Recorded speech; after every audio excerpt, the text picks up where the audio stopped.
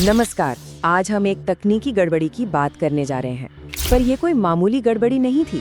ये एक ऐसा ग्लिच था जिसके इंसानी नतीजे बहुत ही गहरे थे। एक ऐसी चूक जिसने लाखों लोगों के होने पर ही, उनके वजूद पर ही एक सवालिया निशान लगा दिया।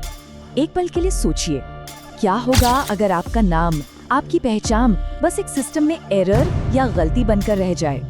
जब सिस्टम ही आपको पहचानने से मना कर दे, तो फिर आपका वजूद क्या है? और हाँ, ये आंकड़ा ये कोई छोटा मोटा आंकड़ा नहीं है। हम बात कर रहे हैं 91 लाख लोगों की। पश्चिम बंगाल में वोटर लिस्ट से 91 लाख नाम बस हटा दिए गए। अरे ये संख्या तो दुनिया के कई देशों की कुल आबादी से भी ज्यादा है। तो चलिए जरा गहराई से समझते हैं कि आखिर ये सब हुआ कैसे।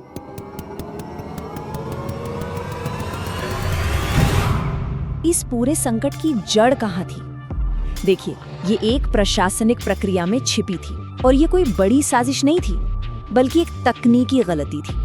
पर एक ऐसी गलती जिसने हमारे लोकतंत्र की बुनियाद को ही हिलाकर रख दिया। अच्छा, तो इसे कहते हैं स्पेशल इंटेंसिव रिवीजन या शॉर्ट में SIR। ये भारत के चुनाव आयोग यानी ECI की एक प्रक्रिया है। इसका मकसद सीधा सा है, वोटर लिस्ट को अपडेट करना, साफ सुथरा बनाना। जो लोग गुजर गए हैं या कहीं और चले गए हैं, उनके नाम हटा दिए जाते हैं ताकि कोई डुप्लीकेट वोटिंग न हो।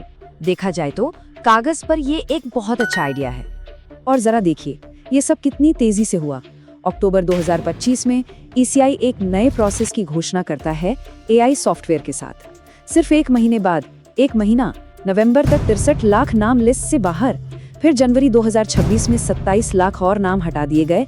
और जब अप्रैल में चुनाव सिर पर थे, तो सुप्रीम कोर्ट ने भी इन 27 लाख लोगों को कोई राहत देने से इनकार कर दिया। सोचिए जरा, कुछ ही महीनों के अंदर लाखों लोग अपने वोट देने के हक से महरूम हो गए। तो आखिर गड़बड़ हुई कहाँ? सारा खेल एक सॉफ्टवेयर का था जो भाषाओं के अनुवाद में यानी ट्रांसलेशन में ही उलझ कर रह गया। ये एक ट्रांसलेशन ट्रैप था।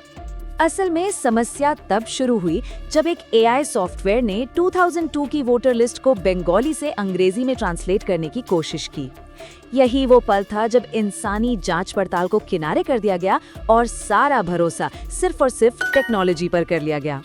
चलिए एक छोटा सा उदाहरण देखते हैं कि ये गलती हुई कैसे। मान लीजिए 2002 की लिस्ट में किसी का नाम बंगाली में लिखा है रतन घोष, मतलब रतन घोष। AI ने इसका अंग्रेजी में अनुवाद कर दिया रॉटन घोष। बस एक अक्षर का ये जरा सा फर्क और उस इंसान पर लॉजिकल डिस्क्रिपेंसी का ठप्पा लग गया। और अब ये साबित करने की जिम्मेदारी उसी नागरिक की है कि भाई रतन और रौतन एक ही इंसान है। तो देखिए, AI ने लोगों को 3 बकेट में 3 श्रेणियों में बांटा। पहली मैप्ड, मतलब नाम एकदम सही मैच हो गया तो आप सेफ हैं। दूसरी अनमैप्ड, यानी आपका नाम मिला ही नहीं तो आपको सुनवाई के लिए बुलाया जाएगा। और फिर आई ये तीसरी बिल्कुल नई कैटेगरी, लॉजिकल डिस्क्रिपेंसी। इसका मतलब था कि हाँ, नाम तो मिला है पर कुछ मेल नहीं खा रहा, और इन लोगों को भी सुनवाई के लिए जाना पड़ा। और हम यहाँ कुछ गिने चुने मामलों की बात नहीं कर रहे हैं, हम बात कर रहे हैं 60 लाख लोगों की। 60 लाख। शुरू में इतने लोगों को लॉजिकल डिस्क्रिपेंसी में डाल दिया गया था। ये दिखाता है कि सॉफ्टवेयर की गलती कितनी बड़ी थी और इसका असर कितने बड़े पैमाने पर पड़ा। ठीक है, तो अब जरा इन तकनीकी बातों से हटकर इसके इंसानी पहलू पर आते हैं, क्योंकि ये सिर्फ एक डेटा की गलती नहीं थी। लाखों लोगों के लिए ये उनकी जिंदगी में आए एक भूचाल जैसा था।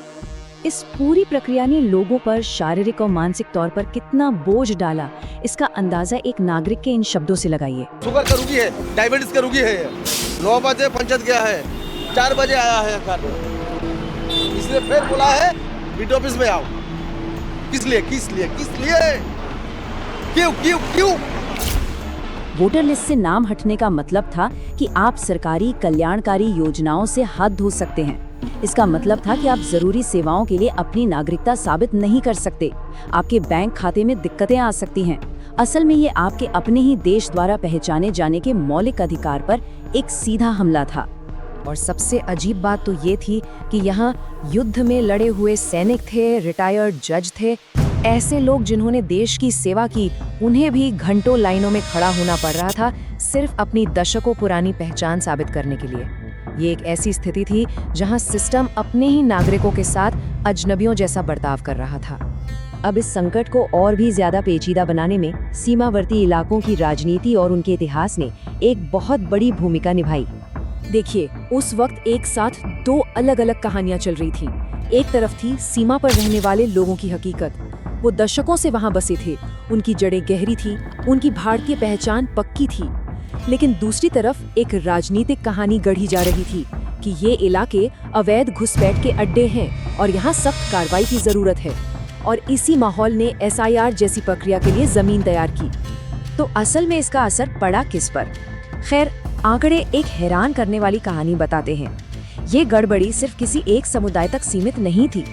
हटाए गए नामों में से लगभग 63% हिंदू थे और 34% मुस्लिम। इस बात ने उन आसान राजनीतिक कहानियों को चुनौती दी जो इसे किसी एक समुदाय के खिलाफ कार्रवाई बता रही थी। लेकिन कुछ समुदायों पर इसकी मार दूसरों से कहीं ज्यादा पड़ी, जैसे कि मतुआ समुदाय को ही लीजिए। ये दलित हिंदू शरणार्थी हैं जिन्हें नागरिकता का वादा किया गया था। कुछ इलाकों में उन्होंने पाया कि उनके 77% तक नाम लिस्ट से गायब थे। उनके लिए एक तकनीकी गलती ने उनकी पहले से ही मुश्किल जिंदगी को और भी ज्यादा बदतर बना दिया था। आखिर में ये पूरी घटना हमें कुछ बहुत बड़े सवालों के बारे में सोचने पर मजबूर करती है। लोकतंत्र और टेक्नोलॉजी के बारे में सवाल। ऐसा लगता है जैसे कोई बहुत पुराना वादा टूट गया हो। जरा इस फर्क के बारे में एक पल सोचिए। 1952 में भारत का पहला चुनाव, न कोई AI था, न इंटरनेट। फिर भी अधिकारी घर घर गए ये पक्का करने के लिए कि एक भी नागरिक का वोट न छूटे। और अब 2026 में हमारे पास इतनी एडवांस टेक्नोलॉजी है और लाखों नागरिक अपने पहचान पत्र हाथ में लिए एक सॉफ्टवेयर की गलती की वजह से वोट नहीं दे पा रहे। ये सोचने पर मजबूर करता है कि हम आगे बढ़े हैं या पीछे। ये सिर्फ एक डेटा की गड़बड़ी नहीं है, ये हमारे उस पुराने वादे पर एक घाव है। वो वादा जो 1952 में हर भारतीय से किया गया था कि उनके वोट की कीमत है।